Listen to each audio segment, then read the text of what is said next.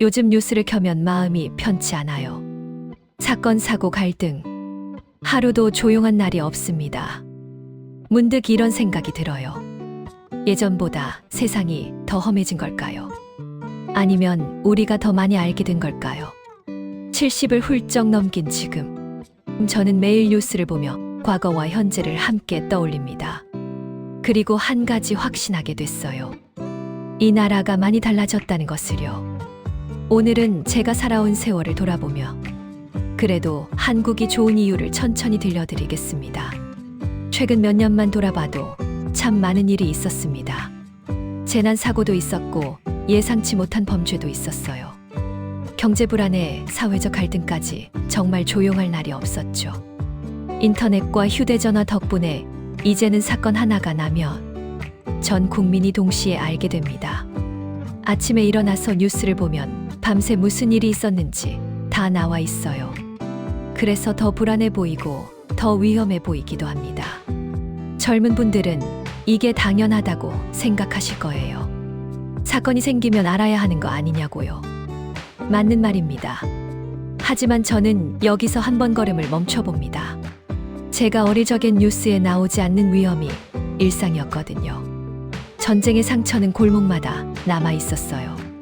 폭격으로 무너진 건물터가 그대로 있었고, 다리를 잃은 참전 용사들이 거리에서 구걸을 하셨습니다. 그분들을 보면서 전쟁이 끝났어도 전쟁은 계속되고 있구나 하는 생각을 했어요. 배고픔은 사고가 아니라 현실이었습니다. 보리고개라는 말 들어보셨나요? 봄이 되면 지난해 수확한 양식이 떨어지는데 보리는 아직 익지 않아서 먹을 게 없던 시기예요. 그때는 정말 굶는 사람이 많았어요. 보리고개를 넘기지 못해 아이를 잃던 집도 있었습니다. 영양실조로 쓰러지는 어른들도 흔했고요. 겨울에는 난방이 안 돼서 병으로 쓰러지는 사람도 많았어요. 연탄을 살 돈이 없어서 추운 방에서 겨울을 나야 했거든요. 동상에 걸리거나 감기가 폐렴으로 번져서 돌아가시는 분들이 계셨습니다. 그 시절에는 사건이 적었던 게 아니에요. 기록되지 않았던 거예요. 신문도 텔레비전도 귀했고 카메라를 가진 사람은 더 귀했거든요. 그러니 아무도 기록하지 못했던 겁니다. 동네에서 누가 돌아가셔도 신문에 나오지 않았어요. 사고가 나도 그냥 입에서 입으로만 전해졌죠. 지금처럼 전국이 알게 되는 일은 없었습니다. 그러니까 예전이 평화로웠던 게 아니라 우리가 몰랐던 거예요. 지금은 모든 게 기록되고 공유되니까 더 위험해 보이는 겁니다. 그런데 이 나라가 지금은 어떤 나라가 됐을까요? 전쟁 없는 70년을 살고 있어요. 제 또래 분들은 아시겠지만 이게 얼마나 대단한 일인지 모릅니다. 우리 부모님 세대는 전쟁을 겪었고 우리 세대는 전쟁의 상처를 봤어요. 하지만 지금 젊은 분들은 전쟁이 뭔지 몰라요. 그게 얼마나 행복한 일인지 아십니까? 세계 10위권 경제 대국이 됐습니다. 제가 어릴 때만 해도 한국은 세계에서 가장 가난한 나라 중 하나였어요. 유엔에서 원조를 받아야 했던 나라였거든요. 그런데 지금은 우리가 다른 나라를 돕고 있어요. 아프리카에 학교를 짓고 아시아에 병원을 세우고 재난이 생기면 구호대를 보냅니다. 받기만 하던 나라가 주는 나라가 된 거예요. 하루 만에 병원 진료를 받을 수 있어요. 예전에는 병원 가는 게 큰일이었습니다. 돈도 없었고 병원도 멀었거든요. 시골에서는 하루 종일 걸어서 읍내 병원에 가야 했어요. 지금은 어떤가요? 동네마다 병원이 있고 응급실은 24시간 열려 있어요. 119를 부르면 구급차가 달려오고 중환자는 헬기로 옮깁니다. 이게 당연한 거라고 생각하시면 안 돼요. 세상에는 아직도 병원 못 가서 죽는 사람이 많거든요. 밤에도 비교적 안전한 거리를 갖게 됐어요. 요즘 젊은 여성분들이 밤길이 무섭다고 하시는데 그 마음 충분히 이해합니다. 하지만 세계적으로 보면 한국의 밤거리는 안전한 편이에요. 외국에 나가보면 알아요. 밤에 혼자 걷는 게 얼마나 위험한지를요. 유럽의 대도시에서도 밤에는 특정 구역에 가면 안 됩니다. 미국은 더 심해요. 해가 지면 아예 나가지 말라고 하는 동네가 많거든요. 한국에서는 밤 11시에 편의점 가는 게 가능해요. 새벽에 출근하는 사람도 있고 밤늦게 퇴근하는 사람도 있어요. 이게 다 가능한 이유는 치안이 비교적 좋기 때문입니다. 이건 우연이 아니에요. 누군가의 희생과 수십 년의 축적이 만든 결과예요. 전쟁 후 폐허에서 이 나라를 다시 세운 분들이 계셨어요. 공장에서 밤낮 없이 일하신 노동자분들, 외국에 나가 돈을 벌어온 광부와 간호사분들, 땀 흘려 농사 지으신 농민분들이 계셨습니다. 학교를 지은 분들도 계셨어요. 배움의 기회를 주려고 자기 재산을 내놓으신 분들이요. 덕분에 이 나라 아이들이 공부할 수 있었고 지금의 한국을 만들 인재가 자랄 수 있었어요. 민주화를 위해 싸우신 분들도 계셨습니다. 독재에 맞서 목소리를 내신 분들이요. 그분들 덕분에 우리가 자유롭게 말하고 투표할 수 있게 됐어요. 이걸 지켜본 세대로서 저는 분명히 말할 수 있습니다. 한국은 정말 많이 달라졌다고요. 사고가 나면 한국 사회는 늘 시끄러워집니다. 비판도 많고 분노도 커요. 인터넷에는 욕이 넘쳐나고 뉴스 댓글은 싸움터가 됩니다. 그런데 저는 그게 오히려 이 나라의 힘이라고 생각해요. 문제가 생기면 덮기보다 따지고 묻고 고치려 하거든요. 잘못된 걸 보면 참지 못하고 목소리를 내는 사람들이 있어요. 완벽하지는 않지만 가만히 있지 않는 사회입니다. 예전에는 어땠을까요? 억울한 일이 있어도 참아야 했어요. 말하면 오히려 피해를 보는 시절이었거든요. 권력 앞에서 개인은 한없이 작았습니다. 지금은 다릅니다. 권력자도 잘못하면 책임을 져요. 대통령도 탄핵당하고 재벌도 감옥에 갑니다. 완벽하지는 않아도 예전보다는 훨씬 나아졌어요. 이게 바로 민주주의의 힘입니다. 시끄러운 게 민주주의예요. 조용한 사회는 억압된 사회거든요. 나이가 들수록 이 나라의 진짜 장점은 눈에 더 잘 보입니다. 아프면 병원을 갈 수 있다는 게 얼마나 큰 축복인지 아세요? 저는 지난해에 큰 수술을 받았어요. 심장 수술이었는데 성공했습니다. 의료진분들이 정말 잘해주셨거든요.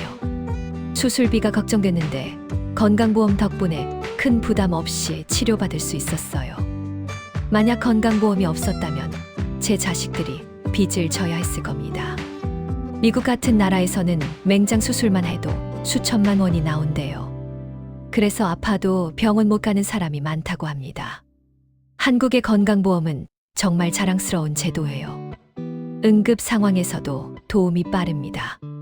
작년에 동네 어르신 한 분이 길에서 쓰러지셨어요. 누군가 바로 119에 신고했고 5분도 안 돼서 구급차가 왔습니다. 그분은 병원에서 치료받고 지금 건강하게 지내세요. 늦은 밤 혼자 걸어도 마음이 덜 불안한 나라예요. 제가 산책을 즐기는데 밤에도 가끔 나갑니다. 동네 공원을 한 바퀴 도는데 무서운 생각이 별로 안 들어요. 물론 조심은 해야죠. 하지만 세계적으로 보면 이건 아주 드문 조건입니다. 외국에 사는 교포분들 이야기를 들어보면 밤에 혼자 못 나간다고 해요. 한국에 와서 밤에 산책하는 게 너무 좋다고 하시더라고요. 은행 업무, 병원 예약, 각종 민원 처리까지 휴대전화 하나면 됩니다. 처음에는 어려웠어요. 80 가까운 노인이 스마트폰을 배우는 게 쉽지 않았거든요. 하지만 자식들이 차근차근 가르쳐줬어요. 이제는 제법 쓸 줄 알아요. 은행 가지 않아도 이체할 수 있고 병원 예약도 앱으로 합니다. 동사무소 갈 일도 줄었어요. 민원은 온라인으로 처리하거든요. 불편함은 줄었고 노년의 삶은 확실히 덜 고단해졌습니다. 예전에는 뭐 하나 하려면 직접 가야 했어요. 줄 서서 기다리고 서류 떼고 도장 받고 정말 힘들었거든요. 이 나라의 기술은 단순한 자랑거리가 아니라 삶을 지탱하는 도구가 됐습니다. 젊은 분들한테는 당연한 게 저희 세대한테는 신세계예요. 사건이 터질 때마다 사람들이 모입니다. 자원봉사자가 모이고 기부금이 모이고 낯선 사람의 도움이 모여요. 몇 년 전 큰 산불이 났을 때 기억하세요. 전국에서 자원봉사자들이 달려갔어요. 젊은 사람들이 삽을 들고 복구 작업을 도왔습니다. 기부금도 엄청나게 모였고요. 코로나 때도 그랬어요. 의료진분들이 정말 고생 많이 하셨는데 국민들이 응원했습니다. 마스크를 나눠주고 식사를 제공하고 감사 편지를 보냈어요. 이건 뉴스에 크게 나오지 않지만 한국 사회를 붙잡고 있는 힘입니다. 예전처럼 이웃집 문을 열고 드나들지는 않아도 마음까지 사라진 건 아니에요. 한국 사람들은 정이 많아요. 남의 일을 내 일처럼 여기는 마음이 있거든요. 이게 바로 우리가 어려운 시기를 함께 이겨낼 수 있었던 이유입니다. 물론 요즘 세상이 각박해졌다는 말도 맞아요. 이웃이 누군지 모르고 살고 혼자 사는 노인이 늘어나고 있어요. 하지만 위기가 오면 여전히 사람들이 모입니다. 이게 한국의 힘이에요. 개인주의가 강해졌지만 공동체 의식이 완전히 사라진 건 아니거든요. 사건과 사고는 앞으로도 계속 생길 겁니다. 그건 어느 나라나 마찬가지예요. 완벽한 나라는 세상에 없습니다. 하지만 제가 살아온 세월로 보면 이 나라는 무너질 때보다 일어설 때가 더 많았어요. 포기보다 버텨냄이 강했습니다. IMF 때를 기억하세요. 나라 전체가 무너질 것 같았어요. 기업이 줄줄이 망하고 실업자가 넘쳐났습니다. 하지만 우리는 이겨냈어요. 금 모으기 운동을 하고 허리띠를 졸라맸습니다. 세월호 참사 때도 그랬어요. 온 국민이 슬퍼했고 분노했습니다. 하지만 그 슬픔과 분노가 변화를 만들었어요. 안전에 대한 인식이 바뀌었고 제도가 개선됐습니다. 코로나도 마찬가지예요. 처음에는 혼란스러웠지만 결국 잘 이겨냈어요. 방역 체계가 세계적으로 인정받았고 백신도 빨리 보급됐습니다.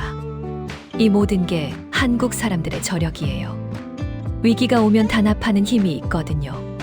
그래서 저는 요즘 세상이 불안해 보여도 이 나라에서 살아가는 것이 여전히 고맙습니다. 제가 젊었을 때는 외국이 천국 같아 보였어요. 미국, 유럽에 가면 잘 살 수 있을 거라고 생각했습니다. 실제로 많은 사람들이 이민을 갔어요. 하지만 지금은 어떤가요? 외국에 사는 교포분들이 한국에 돌아오고 싶어 해요. 한국이 살기 좋아졌기 때문입니다. 물론 한국에도 문제가 많아요. 집값이 너무 비싸고 청년들이 취업하기 어렵고 저출산 문제도 심각합니다. 이런 문제들은 반드시 해결해야 해요. 하지만 그럼에도 불구하고 저는 이 나라가 좋습니다. 제가 태어나고 자라고 가족을 이루고 늙어가는 이 땅이 좋아요. 사건은 있어도 그래도 한국이 좋은 이유는 아직 분명히 남아 있습니다. 젊은 분들한테 하고 싶은 말이 있어요. 너무 불안해하지 마세요. 뉴스만 보면 세상이 끝날 것 같지만 실제로는 그렇지 않아요. 이 나라는 여러분이 생각하는 것보다 튼튼합니다. 수많은 위기를 이겨냈고 앞으로도 이겨낼 거예요. 여러분이 그 주인공이 될 테니까요. 우리 세대가 폐허에서 이 나라를 일으켰듯이 여러분도 여러분만의 방식으로 더 나은 한국을 만들어갈 겁니다. 그 과정이 힘들고 불안할 수 있어요. 하지만 포기하지 마세요. 이 나라는 여러분 것입니다. 여러분이 살아갈 곳이고 여러분 자녀가 자랄 곳이에요. 그러니 조금 더 희망을 가지고 살았으면 좋겠어요. 80평생을 살며 제가 배운 건 이거예요. 세상은 생각보다 천천히 좋아진다는 것을요. 하루아침에 바뀌지는 않지만 포기하지 않으면 결국 나아진다는 걸요. 한국이 바로 그런 나라예요. 느리지만 계속 나아지고 있는 나라입니다. 여러분은 요즘 뉴스를 보며 어떤 생각이 드십니까? 불안함이 더 크십니까? 아니면 그래도 이 나라가 괜찮다고 느끼십니까? 저처럼 오래 사신 분들은 예전과 비교해서 어떻게 느끼세요? 정말 예전이 더 좋았나요? 아니면 지금이 더 나은가요? 젊은 분들은 이 나라의 미래를 어떻게 보세요? 희망이 있다고 생각하세요? 아니면 너무 어둡다고 느끼세요? 댓글로 여러분의 이야기를 꼭 남겨주세요. 이상 인생 한 조각 이야기에서 어느덧 80줄을 바라본 어르신의 자필집을 인용해서 영상을 만들어봤습니다. 서로의 생각을 나누면 조금 더 지혜로워질 수 있을 거예요.